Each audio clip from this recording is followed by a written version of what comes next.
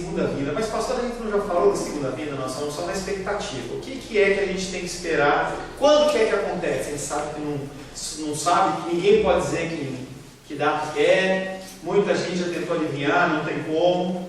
Mas como que é essa segunda vinda? O que é que vai acontecer?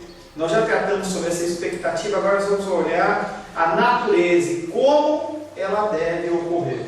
Primeiramente a gente vai olhar uma coisa, e aí as pessoas, acho que foi a Luísa, mas uma pessoa fala assim, não, eu quero que você fale para mim só desse assunto. Eu falei, mas não é só um assunto, você tem que estar construindo, a gente vem construindo isso, porque é muito simples eu chegar para você, olha, é assim, assim, assado, você aceita isso e pronto, e fica encaixado na coisa. Mas por quê? Não, porque a gente vem construindo todos esses domingos. Tá? Então hoje nós vamos estar falando sobre essa segunda vinda de Cristo, como que ela vai acontecer. E a primeira coisa que nós vamos ter que discutir,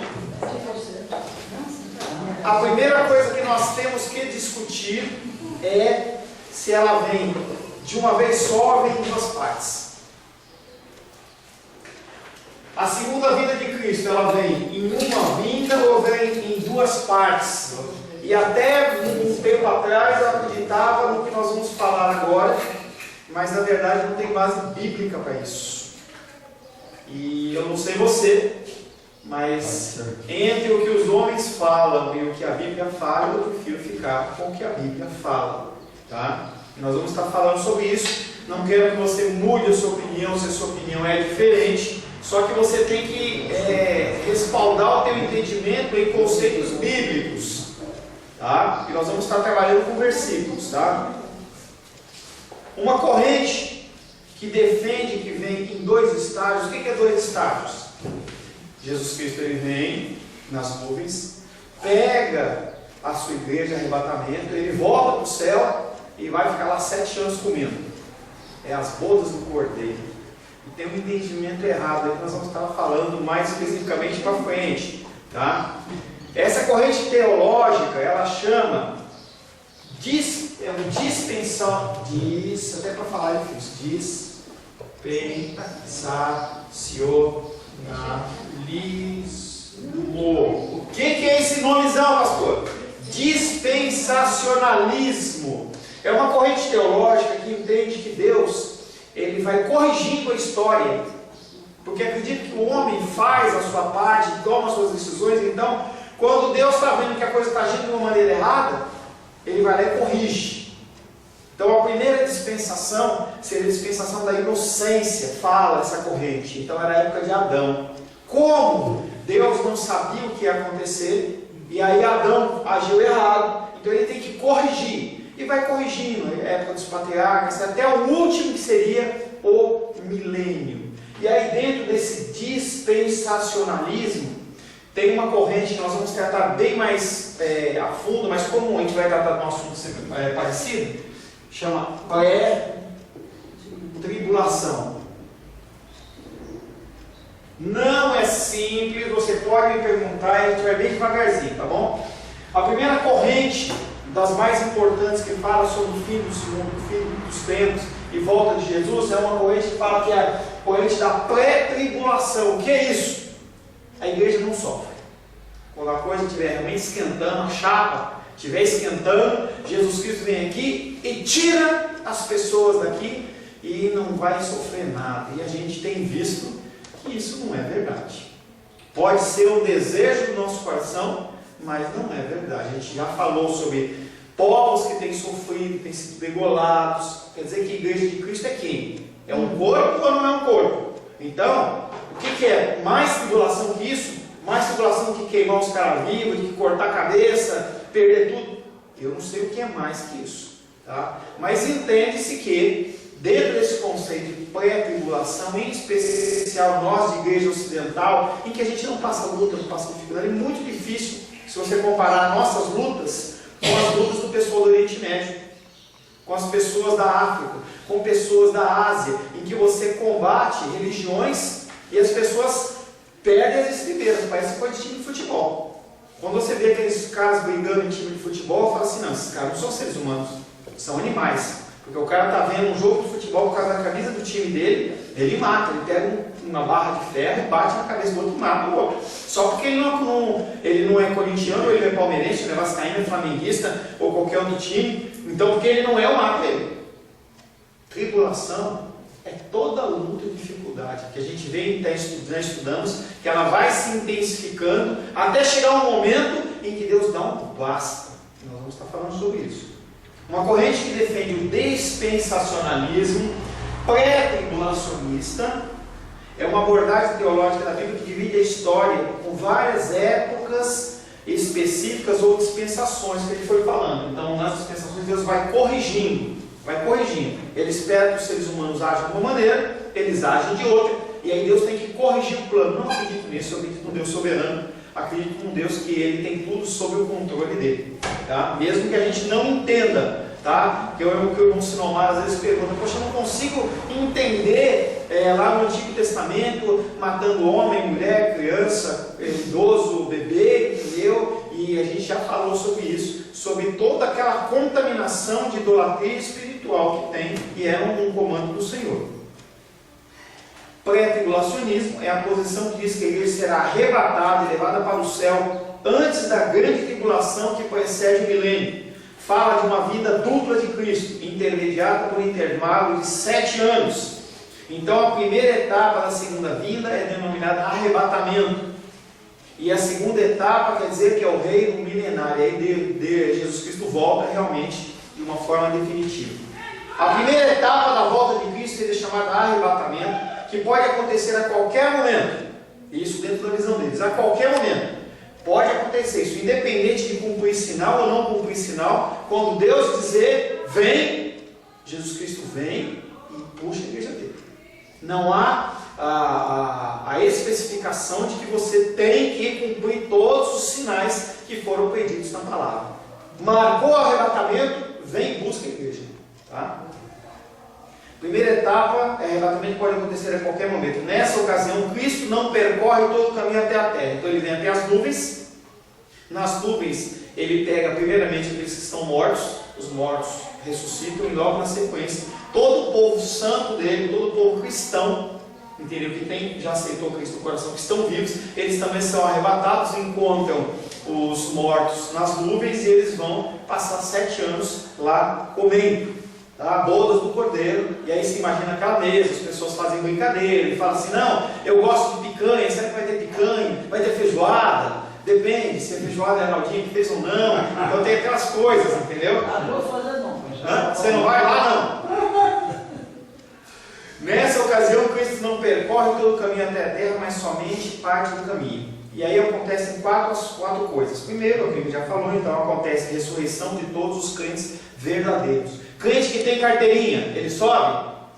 Não, necessariamente. Você pode ser um cristão verdadeiro e ter carteirinha, mas se você também não tiver carteirinha, não é isso que vai mandar. Todos os crentes verdadeiros. Quem que vai medir isso? É o pastor? É o apóstolo? É o bispo? É o padre? É o papa? Não, quem vai determinar isso é Cristo. Tá? Ele vai lá no teu coraçãozinho, que nem a dos reis fala assim, eu faço cada coisa que eu acho que eu não sou crente. Então quem vai definir isso? A gente tem o nosso julgamento, o nosso percepção, mas no final quem vai decidir isso é o Senhor. Tá? Agora essa ressurreição, os crentes que ainda estão vivos serão subitamente transformados e glorificados. A gente vê bastante isso em filme. Aqueles tá lá conversando, daqui a pouco, sobra só as roupinhas, né?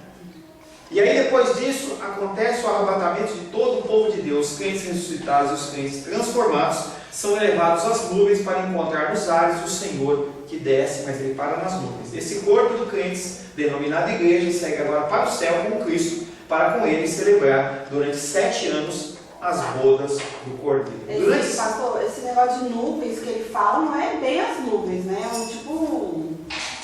Nuvens que diz num patamar acima do nosso solo, tá? Não tem especificado quando a gente fala nas nuvens, porque quando Jesus Cristo, lá em Atos, ele morreu, em Atos ele ressuscitou, que ele está subindo, ele é envolto nas nuvens. Então se fala nisso, mas se fala num nível, você olha e vê aquelas nuvenzinhas branquinhas num nível mais alto que a gente não teria acesso, pulando, arrastando, fazendo qualquer coisa. E tem uma passagem que fala, por que vocês estão olhando para o céu? Exatamente, é nessa sequência de Atos. Desse jeito vocês vão ver Jesus descendo. Exatamente. Você deu uma adiantada numa coisa que quebra isso aqui. Porque, varões galileus, por que estáis olhando para o céu? Da mesma maneira que o Filho do Homem subiu, ele vai descer. Então, se é da mesma maneira, não tem dois estágios. Ele subiu e ele vai descer. Esse é um versículo que... Entendeu? E aí a nuvem foi só um jeito de... eu não sei se é simbólico ou não. Deve ter sido uma cena bonita de se ver, com ele subindo. E eu não sei se ele sumiu, se a nuvem foi, ou se fez que nem aqueles filmes que foi aparecendo assim, a luzinha. Não sei dizer. Eu sei que da mesma maneira que ele subiu, ele desceu. Exatamente esse versículo, mas vamos ver mais para frente também. Durante esse período de 7 anos, enquanto a igreja permanece no céu, o que vai acontecer aqui na terra? Porque não para o tempo. Então, as pessoas de Deus sobem. Os que morreram em Cristo sobem. E aí fica o quê? O povo, entre aspas, que não presta, o povo ruim. Não, é a ideia, entendeu? Ou é ovelha, ou é o quê? Bode.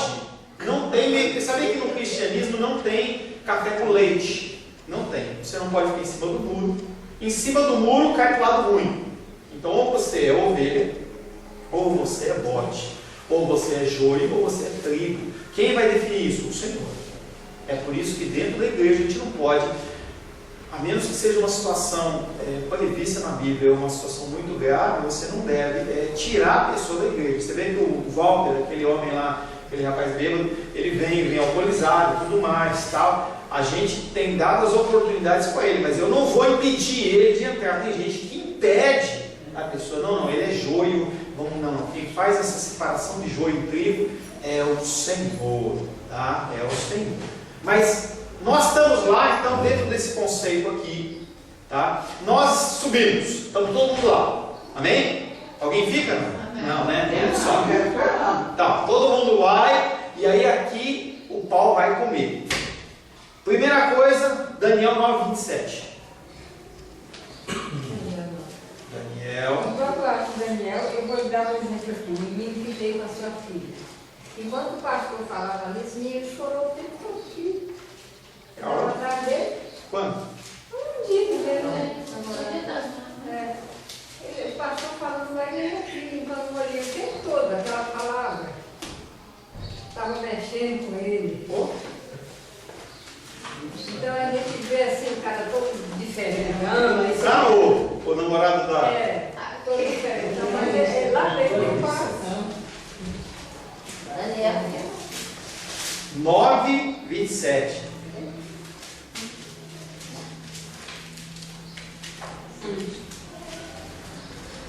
Ele fará firme aliança com muitos, por uma semana. Na metade da semana, fará cessar o sacrifício. Essa passagem, deixa eu achar aqui. Só isso? 9:27. E a oferta de manjares sobre a asa das abominações virá o assolador, até que a destruição que será determinada se derrame sobre ele. Ele fará firme aliança com muitos por uma semana, metade da semana, fará cessar o sacrifício e oferta de manjares sobre a asa das abominações, virá o assolador até que a destruição que está determinada se derrame sobre ela. A tribulação predita por Daniel 9:27 começa. Assim que a igreja saiu, começa a coisa a apertar. Sua última metade sendo chamada de grande tribulação. Então, os primeiros 3 anos e meio chama-se princípio de dores. Depois, mais 3 anos e meio, chamado de grande tribulação. E dentro dessa visão dispensacionalista, pré-tribulacionista, se tem essa ideia de que você tem 3 anos e meio em que o anticristo aparece e ele vai começar a enganar as pessoas, marca da besta, chip, aquele monte de coisa lá, e aí as pessoas elas vão ser levadas a adorar a besta. E aí quem não adorar a besta, a partir dos 3 anos e meio, depois dos 3 anos e meio, começa a coisa esquentar. E a gente vê aqueles filmes, o cara não pode comprar, não pode fazer comércio, nem nada. Segundo, o anticristo, ou a besta que emerge do mar, o Daniel ele usa esse termo, besta que emerge do mar, começa então aí o seu reinado cruel, um reinado que culminará em sua exigência para ser adorado como Deus. Todos os anticristos, eles queriam ser adorados. E esse anticristo, dentro dessa visão, não é diferente. Ele começa o seu reinado assim que a igreja sai. E aí ele começa o reinado. Diz que é uma pessoa política, não é uma pessoa religiosa, que é uma pessoa que vai fazer a paz entre os palestinos e os israelitas. É uma pessoa que, no momento de muita luta e muita tribulação financeira, ele vai perdoar dívidas, ele vai uma pessoa que vai organizar o cenário mundial. 3. Agora caem juízos terríveis sobre os habitantes da terra, inclusive a parte não salva da igreja professa. Todo mundo que está na terra vai sofrer. Vão começar a vir uma série de juízos e julgamentos. Agora será redimido um número eleito de israelitas. Dentro do povo israelita apenas vai ser sacado um grupo de pessoas que vão se converter ao cristianismo, mesmo sem a pregação do evangelho. Difícil. Nós temos visto isso, que a pessoa, nós como seres humanos, não temos habilidade nenhuma de responder ao comando do Senhor, a menos que o Senhor nos toque. Se você está aqui é porque o Senhor tirou você daquela vidinha miserável que você tinha, tá? Exceto a Naldinha que nasceu lá cristã, a Glendinha também, Gabriel, mas eu não, entendeu? Eu nasci no mundão, fazendo um monte de coisa, apesar da minha família ser uma família estruturada, glória a Deus por isso. Papai, entendeu? Não era mulherengo, não era gandalheiro, entendeu? Não deixava faltar em casa, ele era uma pessoa que cuidava da gente, nos disciplinava, a mamãe estava sempre cuidando da gente, então a gente vivia num padrão de uma família normal, sem nenhum questionamento muito sério. Mas eu vivia no mundo, eu cresci, entendeu? Tendo orientações religiosas, entendeu? Mas eu não vivi, conforme passei na minha adolescência, passei da época do Gabriel para frente e descambei, entendeu? Por isso que é importante o Gabriel estar aqui com a gente, porque ele vai ter um momento em que vão ser apresentadas coisas para ele, para a Luísa, para a Beatriz e todas as crianças, em que eles vão ter que se posicionar. Ontem a gente estava conversando, e aí uma senhora falava assim para mim, falou assim, a gente tem que ensinar, porque uma hora eles vão ter que tomar decisões. Eu lembro que uma vez meu filho estava numa festa, e aí uma moça queria ficar com ele. Ele é bonitão, gente, 2 metros de altura, chama atenção, fortão, tá? E a menina queria ficar com ele para transar com ele. E aí ele falou, não, eu sou cristão. Ela falou, você é gay? Eu estou querendo você, você não me quer? Não, eu tenho outros princípios. Isso aí não é uma coisa que você consegue empurrar na cabeça da pessoa. Você tem que ir plantando, semeando, que é o que a gente tem feito com a vida das nossas crianças aqui. Tá? Agora acontece o arrebatamento de todo o povo de Deus, os crentes ressuscitados. Não, você já leu, desculpa. Agora caem juízes terríveis sobre os habitantes da terra, inclusive a parte não salva da igreja professa. Será redimido um número pequeno de eleitos judeus, juntamente com os que já estão na boda do Cordeiro. 5. Os reis da terra e os exércitos da besta, do falso profeta, reúnem-se agora para atacar o povo de Deus. E aí aparece uma outra figura. Dentro da Trindade, dentro desse pensamento, você tem Deus Pai, na nossa visão, Deus Pai, Deus Filho e Deus Espírito Santo. Na deles vocês têm Satanás, o anticristo que faz o papel do Filho, e aqui o falso profeta que faria o papel do Espírito Santo. Então eles têm uma coisa que chama de trivindade. É a mesma estrutura. Lembra que nós falamos na semana passada?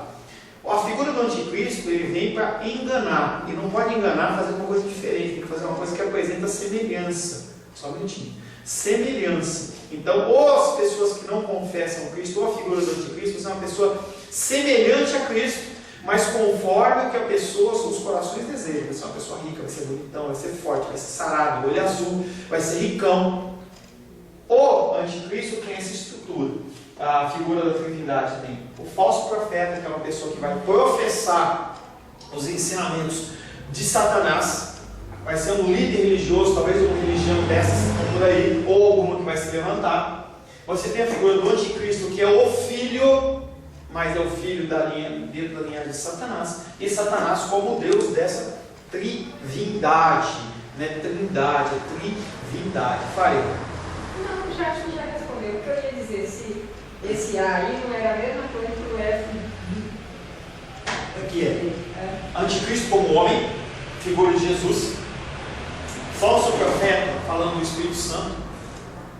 Satanás. Satanás como a figura Não, de eu Deus. pensei que esse anticristo era nem falso profeta. Não. Falso profeta vai ser alguém que vai falar coisas espirituais em relação a ele.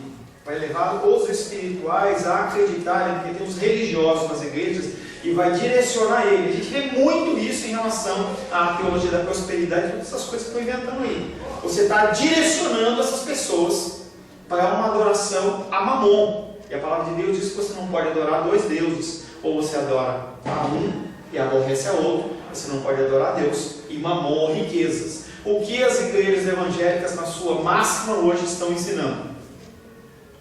Seja próspero, seja feliz, dá e você vai receber. Não é uma verdade bíblica, mas dependendo da motivação, ela é distorcida.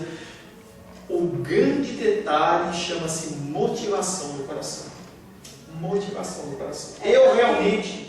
É tanto que hoje as igrejas colocam dentro das igrejas mesmo coisas, objetos, falam que são ungidos para tentar motivar o povo aquele... Entendeu? Misticismo. E aí é o ensinamento daqui, ó. Pastor, essas pessoas estão sendo usadas para propagar isso. Porque sabe o que acontece? Quando você está com uma dificuldade e alguém chega para você e fala que Deus faz, Deus cura, Deus abençoa, Deus isso, na internet tem muito isso, determina e fala, e não acontece, você se frustra. E você culpa a Deus, não culpa o homem que falou. É Deus que não teve capacidade. A grande massa dos desigrejados, eles estão nesse complexo, nesse contexto. Então esse ensinamento em que você não aponta para Cristo, mas você aponta para o homem, é um ensinamento falso profeta. Quando esse homem vier aqui aparecer, dando tudo que esse povo quer, eles vão falar, é Cristo. Pastor, você acha que essas igrejas que fazem isso, assim, Sim, sou não. eu, né? Sim, não. Seriam tipo uns falsos profetas? Porque para estar enganando o povo, porque é igual aquela história que uma vez estava conversando. Teve uma igreja, não sei onde foi, que ungiu mais de 1000 vassouras. Foi para um monte, levou não é e agora, estava vendendo cada vassoura por R$1000. O que leva uma pessoa, ser humano normal? Tá? Eu tenho faculdade, pós-graduação, creio que nível de escolaridade aqui deve ser pelo menos nível fundamental. Tá? Eu chegar para você agora e falar assim, olha, eu vou ungir essa caneta aqui. Pega um óleo, unge essa caneta e fala assim, olha Seba, você está querendo fazer a OAB, eu vou ungir essa caneta e ela custa R$1000, você vai fazer a prova e você vai passar. Por que ele iria comprar essa caneta? Ignorante ele não é. Tá? Ignorante, as pessoas não são. Você pode até achar que as pessoas são ignorantes, mas elas não são ignorantes. Só que quando você trabalha com a motivação do coração, a pessoa, ela é aquela velha detalhe. Bem não faz, mal não vai fazer. Faz mal sim. Faz mal sim. Você está indicando algo que é um outro alvo. O nosso alvo é Cristo. É um alvo de sofrimento, é um alvo de submissão, é um alvo em que você se despoja do seu ser para que o Senhor venha habitar na sua vida. E essas igrejas estão indicando o caminho do quê? Do falso profeta, que está falando do anticristo. Porque assim, eu tenho hora que as pessoas falam, essa mulher nunca foi crente na vida, porque eu estou debatendo com pessoas que vêm querer enfiar na minha cabeça que Deus vai fazendo coisa, eu digo, não vai não. Pode fazer. Não, pode, mas não sabe. Não, mas espera, o cara vem querer enfiar na minha cabeça um milagre que Deus tem que fazer na minha vida. Não, não é assim não. Eu sou humana como todo mundo e Deus só vai fazer o que Ele planejou para mim. E isso que os outros dizem que Ele vai fazer, não vai não. Só se Ele quiser mesmo. Então aí a pessoa fala, isso aí nunca foi crente, uma mulher dessa que não acredita nem. Diz que é falta de fé.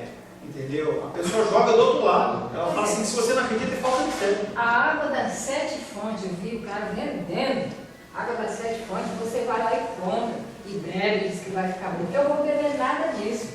Eu vou confiar em Deus e se eu estou passando por alguma coisa, é porque Ele está permitindo e Ele só vai permitir o tanto para aguentar. Sabe o que é? Sabe o que é mais complicado que isso? Sabe o que é mais complicado que isso? Pode ser que você esteja num estado terminal e vai tomar 7 águas e você fica bobo. Só que sabe o que acontece?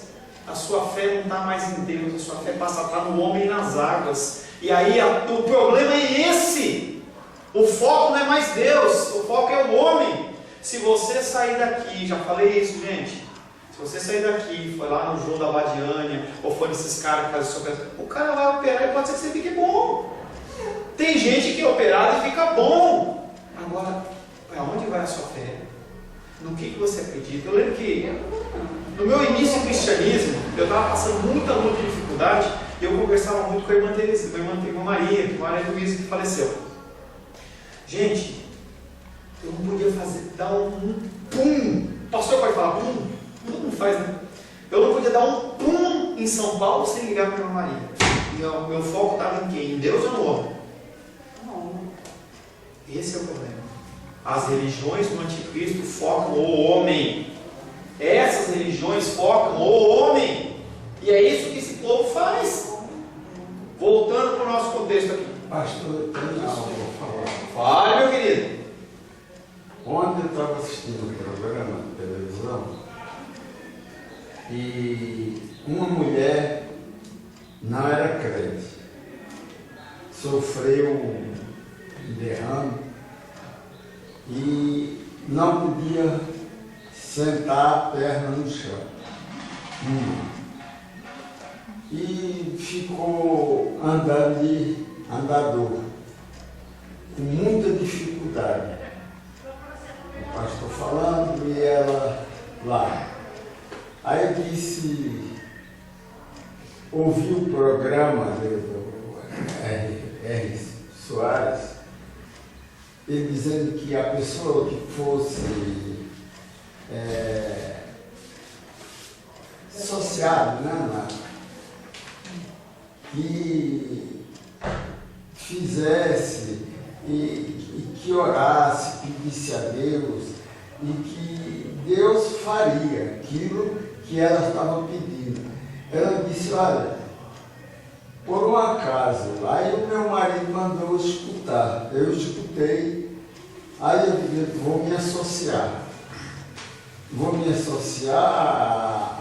e dar a contribuição.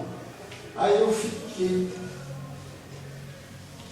pensando naquilo, aí fiz a parceria. E no dia seguinte eu já pude colocar o pé no chão. Deus só estava esperando, Deus estava com todas as coisas marcadas lá. Essa mulher ora, essa mulher é crente, ela vai na igreja, ela confia em mim, mas ela tem que dar a associação. A hora que ela associou, liberou Deus. Que coisa linda, né? Aí botou o pé, aí começou.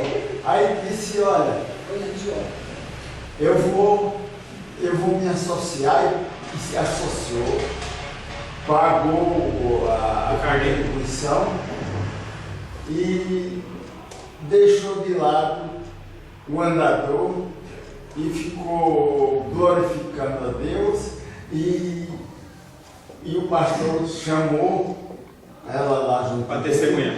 Que é que você não podia? Eu não podia fazer nada, pastor, nada. Mas depois que eu me associei e que ouvi a palavra de Deus... Gente, o problema é essa equiparação. Eu não duvido que Deus cura, gente, nessas igrejas. Eu não estou falando isso. Tem curas que são divinas.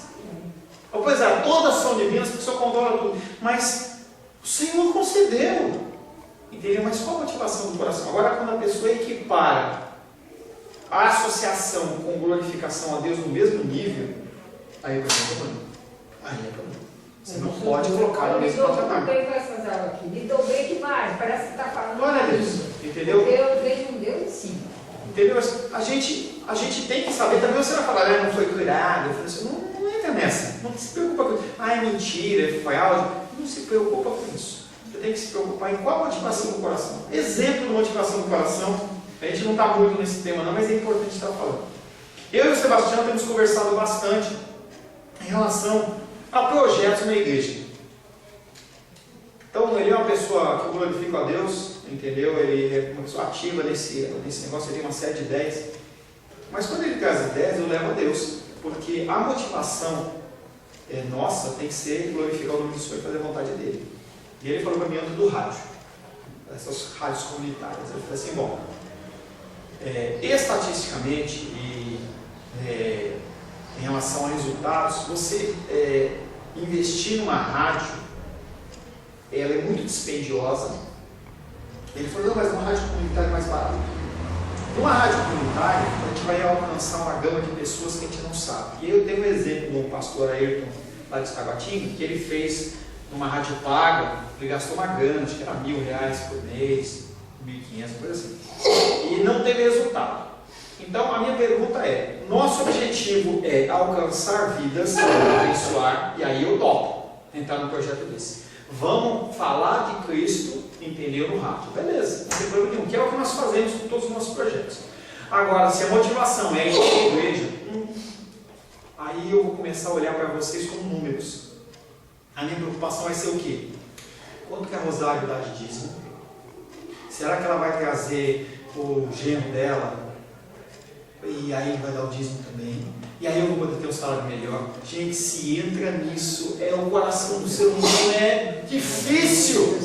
Então a nossa motivação tem que ser o quê? Alcançar vidas, abençoar vidas. Quando a gente faz o trabalho, eu faço com a Glendinha lá, vocês fazem em parceria com a gente quando nos abençoam financeiramente. E não esqueça de trazer alimento, nós estamos recolhendo alimentos, entendeu? Para doar para as crianças. Nós vamos lá. Quanto tempo a gente fica lá no lugar lá, na estrutural lá? Quanto tempo ele fica?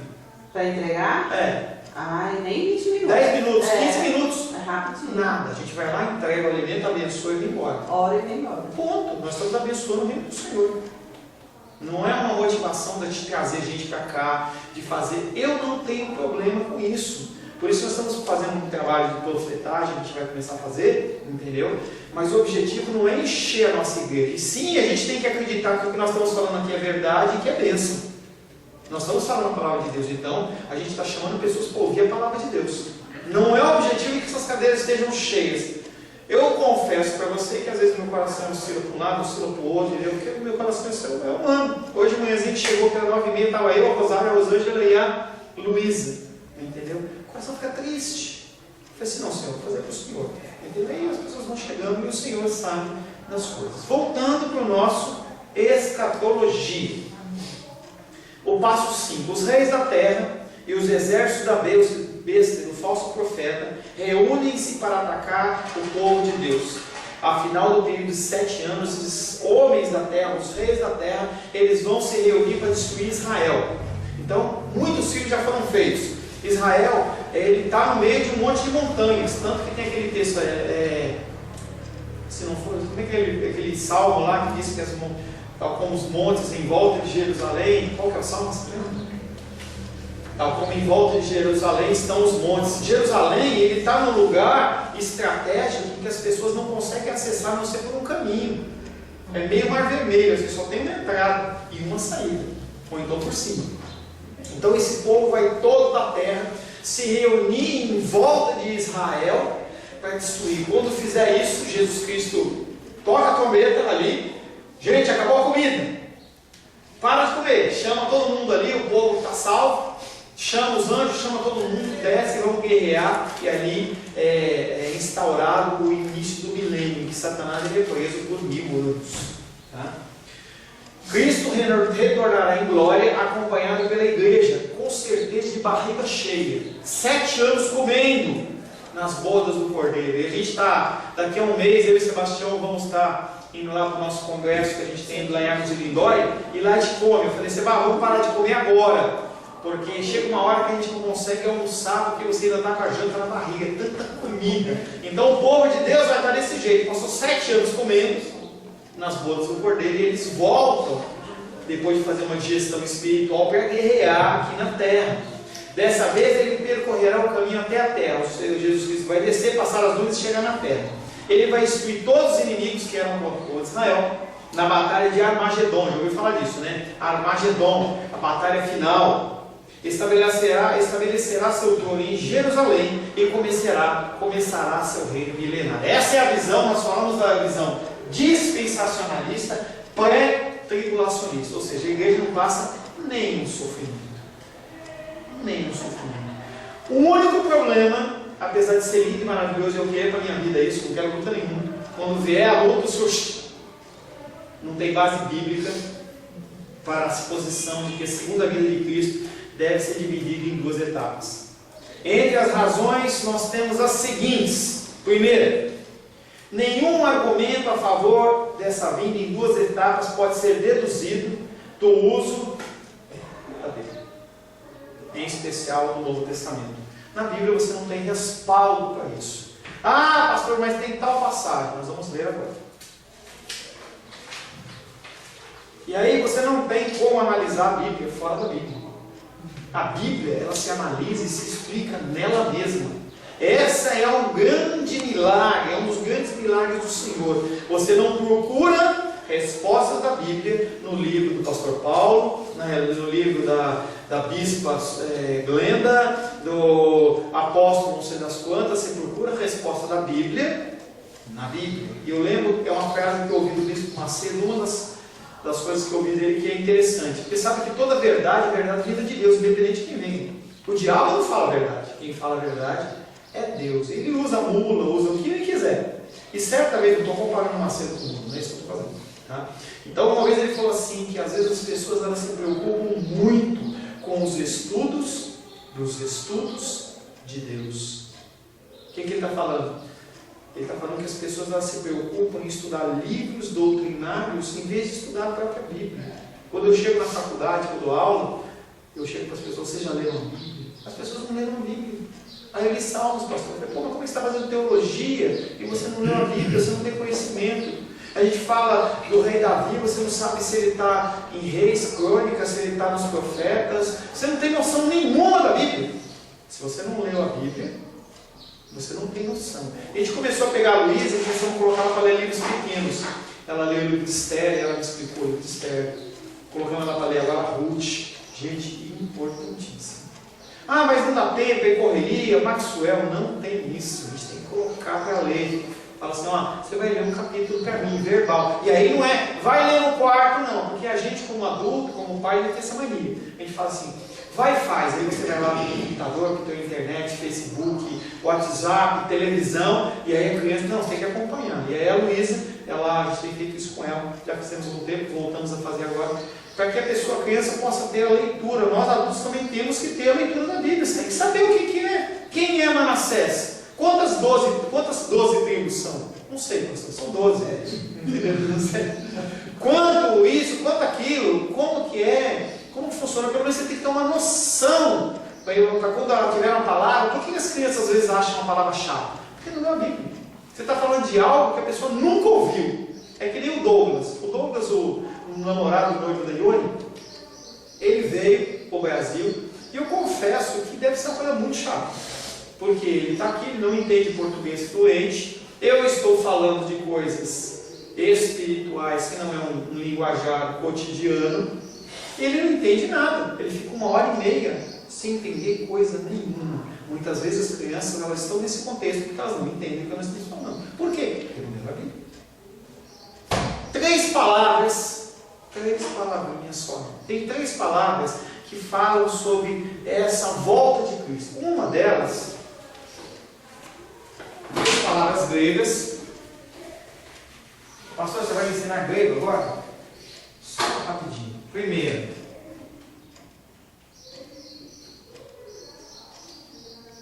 nós já falamos dessa palavra, né? Lembra? Vou dar cascuda, hein? Uma palavra grega que fala sobre a segunda volta de Cristo chama-se parousia, tá? Não se preocupa em não saber essa palavra. Parousia. Você não vai encontrar ela na Bíblia, porque a nossa Bíblia tem português, porque é grego. Segunda palavra.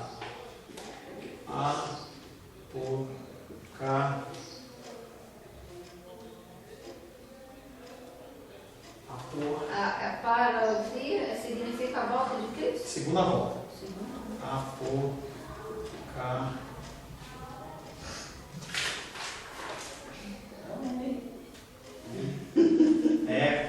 Eu não quero escrever escreve errado. Apocalipse, o que quer dizer Apocalipse? Tá? E a terceira palavra, essa que você não conhece.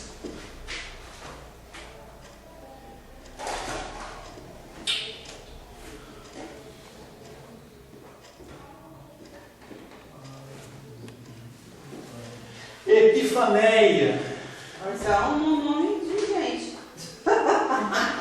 Parousia, Apocalipse e Epifaneia. Essas palavras, uma quer dizer a presença ou a segunda volta de Cristo, a presença, revelação. Apocalipse, nós também na Bíblia, por exemplo, do Testemunho de Jeová está como revelação, o Apocalipse ou a revelação, e a terceira Epifaneia quer dizer a manifestação. Essas três palavras, por que eu estou colocando em grego? Porque para você entender o que essas palavras significam, a gente tem que entrar na Bíblia para ver onde elas aparecem.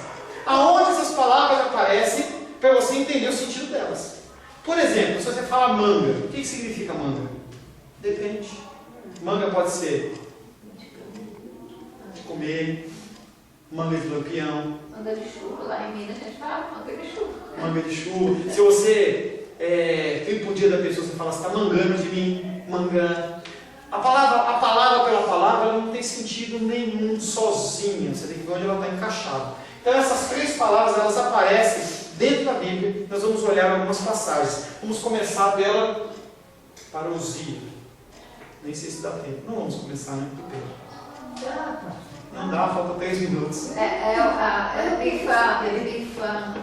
Como é que é? Epifaneia. Parousia, Apocalipse e Epifaneia. A epifaneia é Manifestação.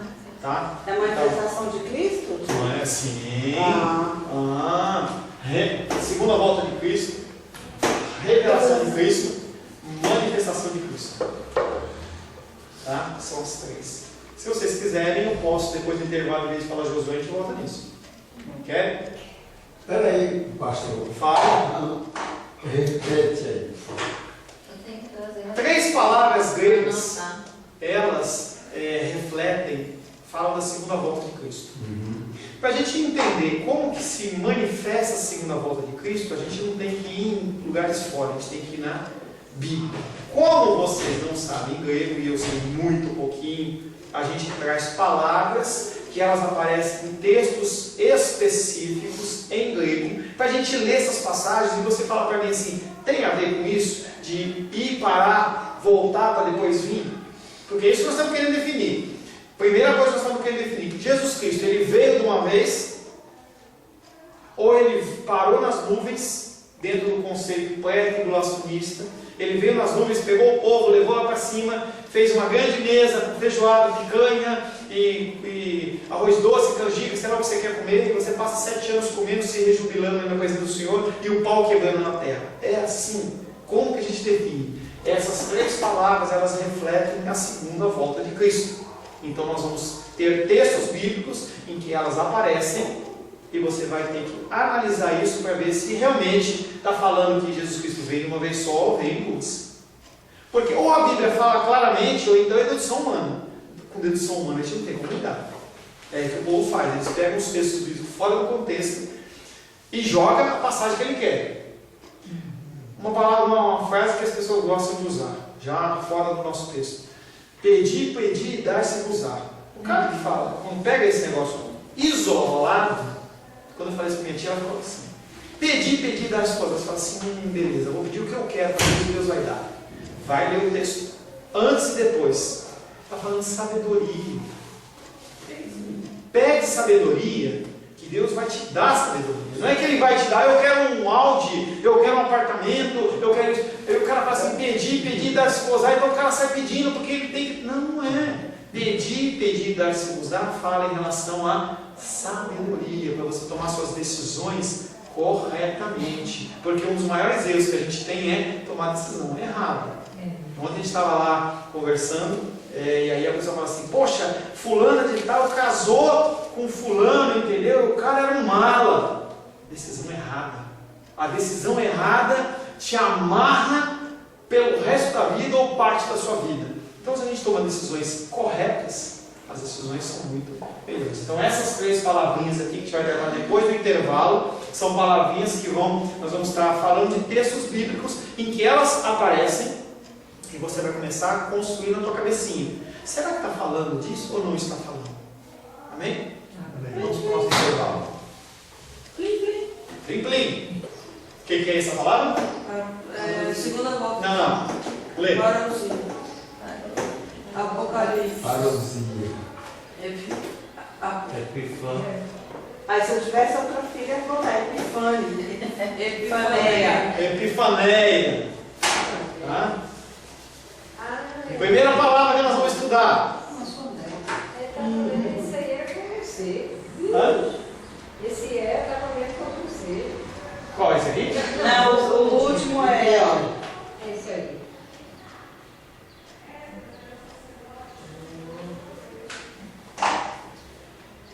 Tá? Primeira palavra que nós vamos estudar vai ser parousia. 1 Tessalonicenses 4,15. Vamos construir o que o povo faz. O que o povo fala? A partir de onde?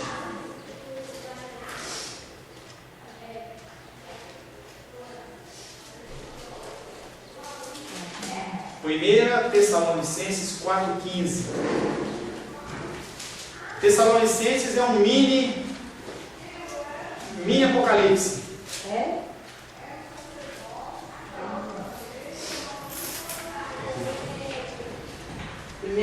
Segunda? Primeira. 4,15. 4,15. Não fecha depois não, hein? Vive na cabeça. Tem Tessalonicenses na sua Bíblia? Não? Nem antes. Atos, Romanos, Coríntios, Gálatas, Efésios, Filipenses, Colossenses, Tessalonicenses. Quem achou, lê. Pode ler. Segunda é a primeira. Primeira 4,15. Lê, Edinha. Padinha vai ler. Ele está procurando ainda. 4,15, né? Eu vou ler, hein? 15. 4,15. Ora, ainda vos declaramos. declaramos por palavra do Senhor. Isto Não, isto. Declaramos isto. 2 pontos. Nós, os vivos, os que ficarmos até a vinda do Senhor, de modo algum precederemos os que dormem. Paulo usa parousia nesse termo para descrever os que os pré-tribulacionistas chamam de arrebatamento. E está falando aqui sobre o apóstolo Paulo. Depois eu vou falar qual que é o entendimento da carta de Tessalonicenses. Por que ele estava falando isso?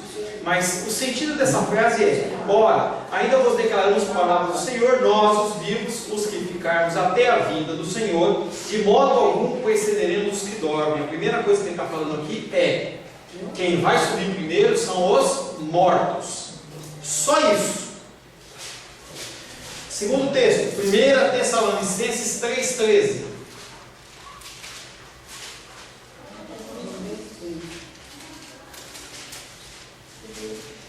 A fim de que seja o vosso coração confirmado em santidade, isento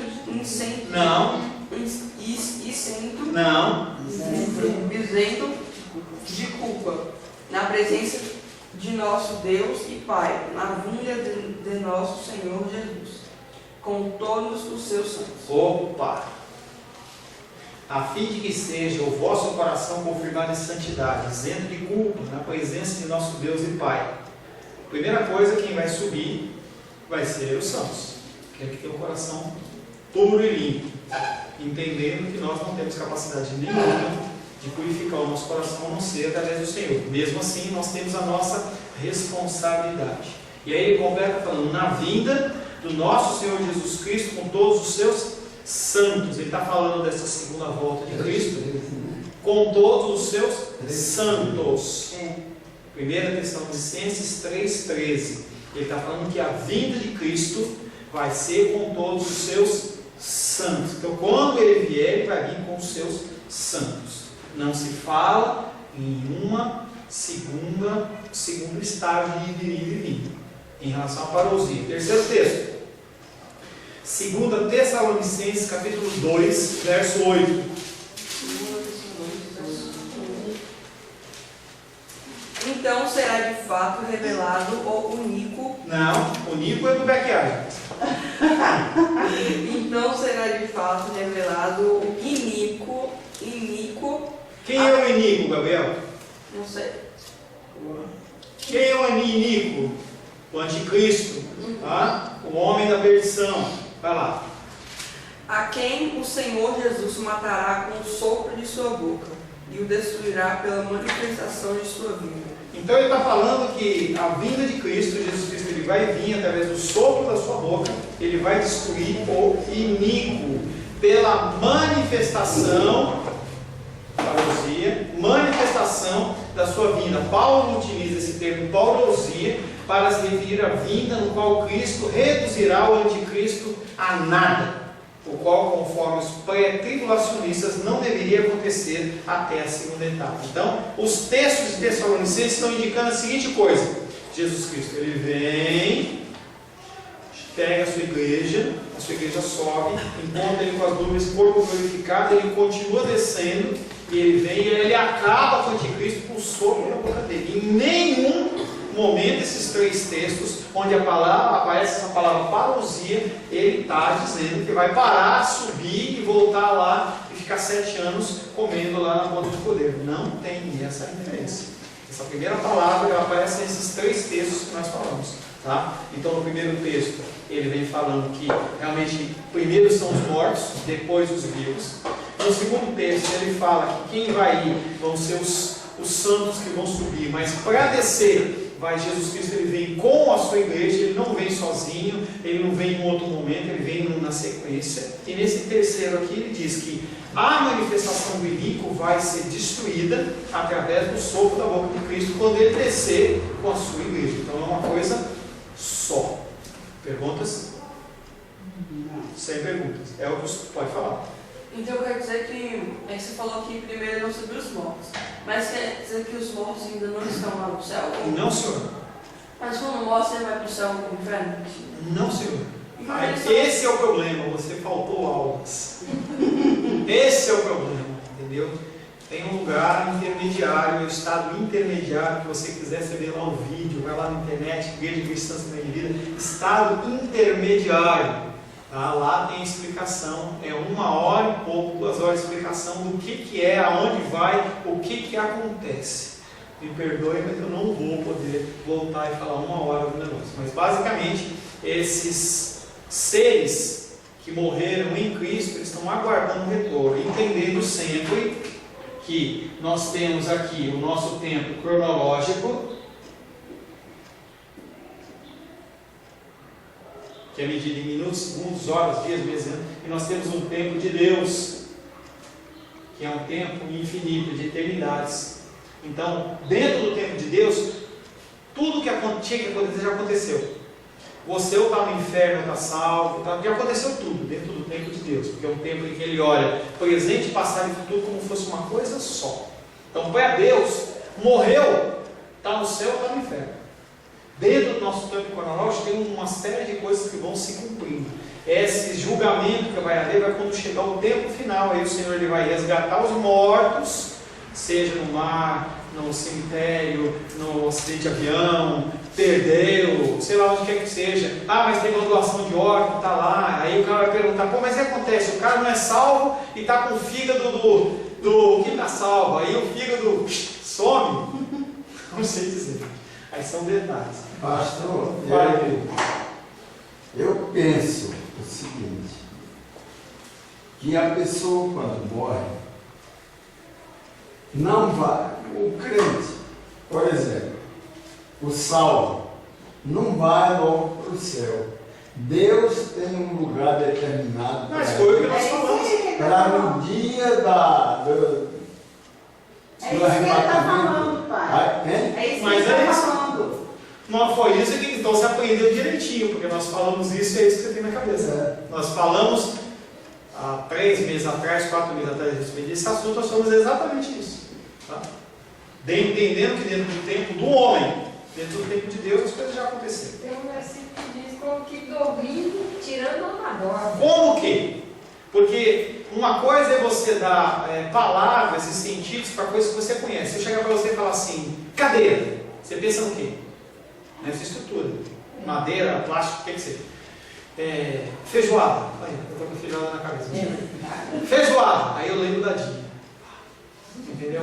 Então tem coisas que você associa, mas se fala assim, o cara morreu e está dormindo em Cristo, você entende o quê? Você não consegue, atualmente não consegue entender um estado intermediário do seu corpo com alma, é muito complexo. Então, o escritor da Bíblia ele usa termos que a gente pode entender, que é o que Jesus Cristo fazia com as parábolas, que ele usava termos simples. Então quando fala dormir em Cristo, ele está falando sobre esse tempo, que é o que o irmão Cláudio falou, é um tempo intermediário entre a sua morte física aqui e a ressurreição espiritual, seja para a salvação, seja para a destruição. Tá? Se a gente vai para esse patamar, digamos assim, né? Quando a gente morre e os salvos, e os não salvos já vão direto? Não. Todos, é no mesmo contexto. Mesma coisa. Mesmo contexto. Tem um lugar que a gente, não sei se a gente vai chegar a olhar, isso é mais Apocalipse. Você tem vários estágios de inferno. Você tem um inferno, você tem um outro estágio e tem um último que é o Geena. Geena é o lago de fogo e enxofre, que quem vai ser lançado ali nele são as pessoas que não acreditam em Cristo, vão ser os anjos que foram contra Deus na eternidade passada, e o anticristo, o diabo e o falso profeta. Todo mundo vai ser jogado lá dentro. Ali a temperatura é alta. E o diabo não manda. Lembra que eu falei com você já? O diabo não vai mandar no inferno ou no Geena, o que quer que seja. Lá ele vai ser atormentado.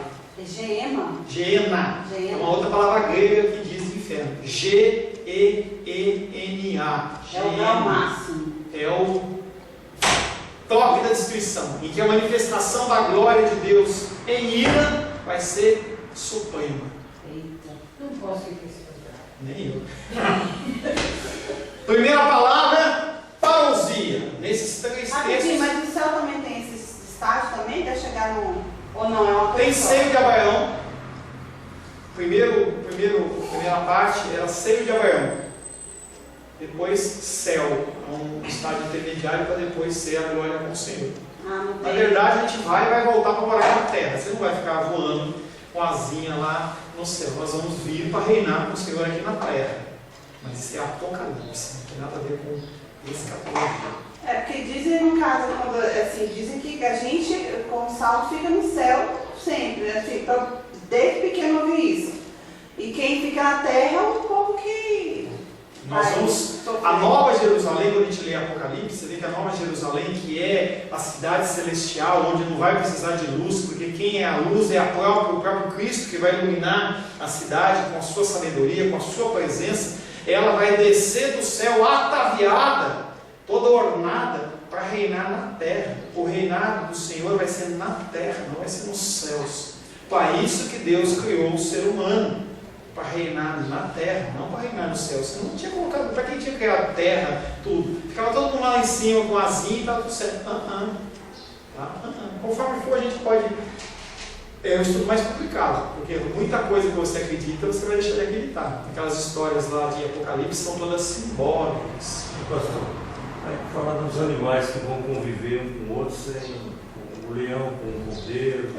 O entendimento, então, se fala sobre a vida dos animais convivendo, porque não vai haver mais a destruição que entrou através do pecado. Então fala que o leãozinho vai estar junto com a áspide, que é a cobra, e você pode pôr a criança junto, entendeu? Porque eles não vão ser carnívoros, não vão ter essa necessidade de matar esse sentido, essas coisas, entendeu? Mas aí é um outro tipo de Se a gente tiver com estudo. Cristo, para nós é céu. Né? Porque a gente fala em céu que é um lugar do descanso, é um lugar do repouso. Né? E se tiver aqui na terra mesmo, tá bom, né? Mas entendendo que essa terra ela vai ser transformada dentro do seu propósito original, que foi o propósito original do Senhor. Não é uma coisa que vai ficar, você vai vir aqui, eu vou escolher a casa, vou morar no Lago Norte. Não, gente, é outra coisa, tá? Outro sentido. Segunda palavra. A terra será transformada. Transformada. Pedro, 1 Pedro diz que vai ser transformada por fogo. E o fogo não necessariamente é o fogo físico, pode ser o fogo do juízo, em que as pessoas, a situação vai ser transformada. A natureza, ela geme, aguardando a manifestação da segunda volta de Cristo, para colocar tudo no eixo de novo. E há um tipo de vivência aqui na terra, né? Bem diferente. Segunda palavra. Qual que é a segunda palavra? Apocalipse, que quer dizer revelação. 1 Coríntios 1,17. Deixa o dedinho em 2 Tessalonicenses, você não perdeu, tá? Nós vamos voltar aí. 1 Coríntios 1:7.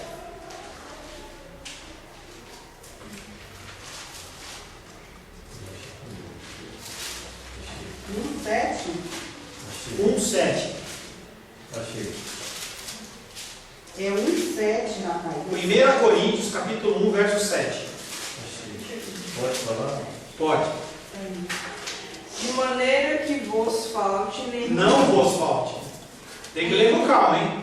De maneira que não vos falte nenhum dom, aguardando vós a revelação de nosso Senhor Jesus Cristo. Isso é revelação. Ele usa esse texto aí para descrever o que os intérpretes chamam de arrebatamento. Aí você tem que estar entendendo que está falando que não pode faltar nenhum dom na igreja. Para que servem os dons na igreja? Para você falar o demanaias, para você ficar dançando, colocar a mão no ouvido e ficar rodopiando. Sabe que esse é o objetivo dos dons da igreja?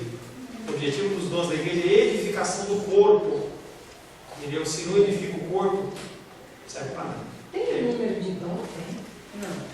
Olha, tem um número que não é exaustivo, quando eu digo que é exaustivo, porque já depende da interpretação. Mas se fala em torno de 21 dons. Nossa. Tá? 21 dons. E é aí que tem que entender. Às vezes a gente acha que dom é só falar em línguas, é profetizar. Não é, a gente tem um monte de dom de serviço. Entendeu? Dom de organização. Dom de cuidar de criança, dom de cozinha. Não, aí que tá. Não é não? Eu cozinho é serviço. Entendeu? Não, mas Serviço. Não é um dom, não é o dom da cozinha, mas é o dom do serviço. Não, as pessoas elas são talhadas na igreja para cumprir propósitos. Entendeu? Então, por exemplo, o Sebastião ele tem um dom, que é o dom de me cutucar para não deixar eu ficar parado.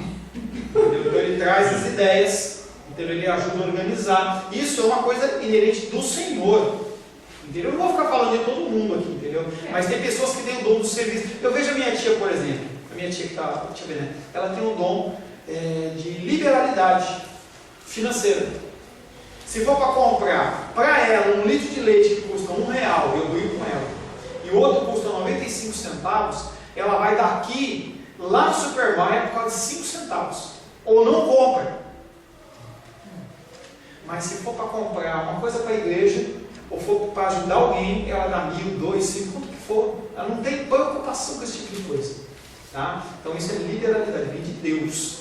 Tá? Então tem uma série de dons que são divididos em categorias. A gente não pode falar sobre isso se não estiver longe. Tem dons de toda sorte ou espécie. Entendeu?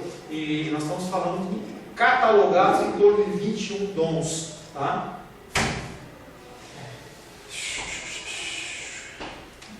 Segunda Tessalonicenses 1.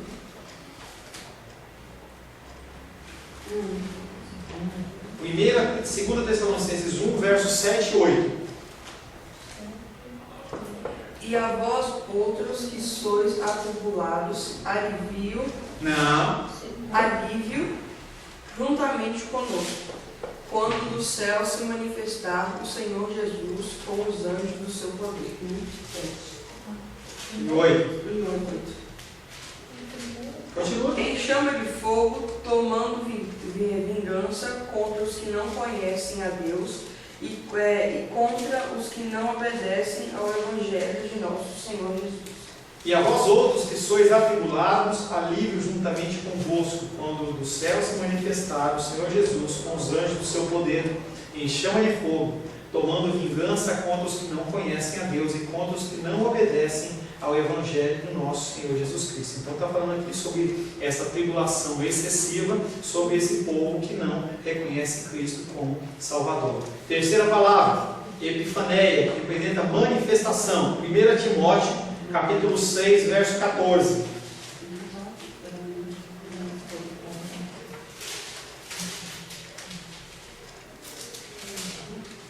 O que é? 1 Timóteo, que guarde este mandamento sem mácula e repreensão até a aparição de nosso Senhor Jesus Cristo. Então ele está falando que essa passagem que também aparece em relação à manifestação, falando sobre a segunda volta de Cristo, ele está falando sobre nós guardarmos 6,14. Guardes o mandato imaculado e reconhecível até a manifestação do nosso Senhor Jesus Cristo. Nós temos que guardar o nosso depósito, nós temos que guardar os ensinamentos de Cristo até a manifestação dele. Também ele não fala sobre uma vinda em 2 estágios. Está falando que vai vir, mas não fala em 2 estágios. Terceira, 2 Tessalonicenses capítulo 2, verso 8. 2:8. Então será de fato revelado o iníquo, a gente já viu, a quem o Senhor Jesus matará com o sopro de sua boca e o destruirá pela manifestação de sua vinda. Novamente ele fala de uma vinda em que Jesus Cristo vai descer e vai destruir o iníquo. E aí, aqui é bem escandaloso, porque está falando que quando o Senhor Jesus Cristo vier, ele vai destruir o iníquo. Os pré-tribulacionistas dizem que vai ser só depois da grande tribulação. Então, nessas passagens que nós lemos, que aparecem essas 3 palavras que fazem referência no Novo Testamento em relação à segunda vinda de Cristo, em nenhum momento aparece dizendo que tem 2 espaços. De onde que o povo tira isso? Entendeu? Você não tem como definir uma doutrina se não for baseada em versículos bíblicos. Onde aparece? Nesses 3, 5, nesses 7 textos que nós lemos, você viu alguma referência dizendo que vai ter uma vinda em 2 estágios? Não tem base. Portanto, o uso dessas palavras não provê base nenhuma para dizer que a passagem, a vinda de Cristo, vai ser em 2 estágios. Ela vai vir em um estágio só. Quando vier, então nós vamos falar mais especificamente quando a gente estiver falando das correntes de tribulação, tá? Estou passando por cima rapidamente. Jesus Cristo vem, chama os seus santos, primeiro os mortos, depois os vivos, encontra com o Senhor nos céus. O Senhor desce com a igreja naquele mesmo momento, e ali ele já destrói o inimigo e começa o seu governo milenário. Perguntas? Posso continuar? Isso aí está mais deixa eu correr. Não, o que eu estou dizendo, a gente vai construir, tá? Mas o que a gente viu é que não tem base bíblica dos versículos em que se cita essas palavras para dizer que tem 2 estágios. Vem, para, sobe, depois vem de novo. Não tem isso nesses versículos. A gente não repara. Alguém deduziu de alguma forma, pegou um versículo fora do contexto para chegar nessa conclusão. Tá? Segundo, as passagens do Novo Testamento que descrevem a grande tribulação não indicam que a igreja será removida da terra antes que a tribulação comece. Então, primeiro nós vimos que os textos que falam dessas 3 palavras, nenhuma faz referência. Agora nós vamos passar para uma segunda parte. As passagens do Novo Testamento que descrevem a grande tribulação não indicam que a igreja será removida da terra antes que a tribulação comece. Tá? Agora nós vamos fazer o contraponto disso aí. Conforme vimos anteriormente, Jesus fala sobre a grande tribulação no seu sermão profético, Mateus 24, 22. Mateus, amém. Vamos, Mateus 24, 22. Pode ver? 24. 22, pode ler, Samar. Corre que antes que o Gabriel ache. Não tivessem aqueles dias sido abreviados, ninguém seria salvo. Mas, por causa dos escolhidos, tais dias serão abreviados. Senhor Jesus, no livro de Mateus, ele vem e fala: se não tivessem aqueles dias sido abreviados, que dias? De lutas e dificuldades que a gente vive hoje. Quando vai ser? A gente não sabe. Então a gente vê que a coisa está piorando, está piorando, está piorando, está piorando, está piorando. As pessoas têm cada vez mais amado menos, cada vez mais feito coisas absurdas por aí. Aí eu fico imaginando a gente torcendo lá, Brasil e Alemanha, e toma de 8-0, e a gente fica tudo triste. Já saiu ontem no jornal lá que foi comprovado que o Brasil, junto com a CBF, vendeu o resultado para que a Alemanha ganhasse da gente. Você vê como as coisas são, a gente perde tempo em coisas que não são eternas. É triste, né? Eles ainda vão mostrar a documentação e tudo mais, mas já foi levantado esse tipo de coisa. O gol da França, não sei aonde, o cara fez um gol com a mão lá, aí tem um comprovante documental que a FIFA foi lá e pagou para a Confederação da Irlanda para não entrar com reclamação e tudo mais, tal, e deixar o VAR correr para a França ser campeã. É muita bagunça. E a coisa, no aspecto do esporte, acontece e nos outros aspectos está piorando. E Jesus Cristo vem e fala assim: esses dias, se não tivessem aqueles dias sido abreviados, ninguém seria salvo. Mas por causa dos escolhidos, tais dias serão abreviados. Para que ele tem que abreviar alguma coisa se vai sair daqui? Para que Deus vai abreviar seu sofrimento dos reis? Se quando a coisa complica, ele vem e tira você e leva para os céus. Não tem lógica. Jesus Cristo está dizendo que a coisa vai continuar esquentando, até que chegar um momento em que Deus fala: basta, tira a sua igreja e volta para destruir. Não tivessem aqueles dias sido abreviados, ninguém seria salvo. Mas por causa dos escolhidos, tais dias serão abreviados. Lá, nesse texto, não há indicação de que a igreja não estará mais sobre a terra quando essa tribulação ocorrer. Qualquer coisa que se fale é dedução. Ninguém está falando, esse texto não diz isso. Esse texto dizendo que a luta vai aumentando, chega uma hora que Deus dá um basta e recolhe a sua igreja. Ou então para aquela tribulação, para a luta, porque o povo não aguenta mais. Quer perguntar? Pastor, eu só queria comentar uma coisinha. Porque Comente. abreviado aqui podia ser os dias correndo mais rápido ou poderia ser uma outra coisa. Eu só queria que o senhor me ajudasse nesse pedacinho. De abreviados? É. Abreviados é de tirar. Os dias eles eram. A gente não sabe quanto que vai correr, e os dias vão correndo. O Senhor simplesmente não faz correr mais rápido. Ele fala assim: basta. Tá bom. Chega. Sabe quando a criança começa a fazer arte, você vai deixa, chama a atenção, se chama. Chega. Porque às vezes a gente é levado a pensar que o tempo está correndo mais rápido. Não. Nós temos essa aparência. A aparência do que o tempo correr mais rápido, ela acontece entre vários fatores, porque antigamente você tinha que mandar uma carta que demorava muitos dias. Hoje você manda um e-mail, WhatsApp e tudo mais. Internet é coisa muito rápida. Hoje, se acontece uma coisa lá nos Estados Unidos, a gente liga a televisão, a gente está vendo ao vivo. Então as coisas são muito rápidas. Ontem eu estava vendo comecei a ver uma reportagem, que acho que estava na Record, que fala sobre essa juventude plugada na internet. E aí um repórter falou assim para ela assim: se você amanhã tivesse uma pane tecnológica no mundo e acabasse serviço de telefonia, se acabasse serviço de internet, se essas coisas todas, o que aconteceria? Ele falava assim, o jovem falou assim: eu morria. Porque as pessoas elas estão fixadas nesse tipo de coisa. Que nem antigamente, para você ir de uma cidade para outra, você ia de burro. Agora você vai de carro, vai de avião, daqui a pouco tem uns malucos que vão inventar aquele transporte, que você sai de um lado, sai do outro, sai voando. A coisa aparentemente está muito rápida. A gente não tem mais tempo de sentar na calçada. Lembra daquelas cadeirinhas, aqueles fiozinhos coloridinhos laranja que você estava vendo na calçada? Lembrou, né? Entendeu? Sentava na calçada, não é que o povo não fazia nada. Eles faziam, entendeu? Mas tinha tempo para viver. Hoje a gente não tem tempo. É tudo correndo. O banco nem é mais 24 horas, o banco é 30 horas. É tantas horas na agência e mais tantas horas na sua casa. Você tem aquele desespero. Então, a aparência é que o tempo está passando muito rápido. Porque a gente não vive.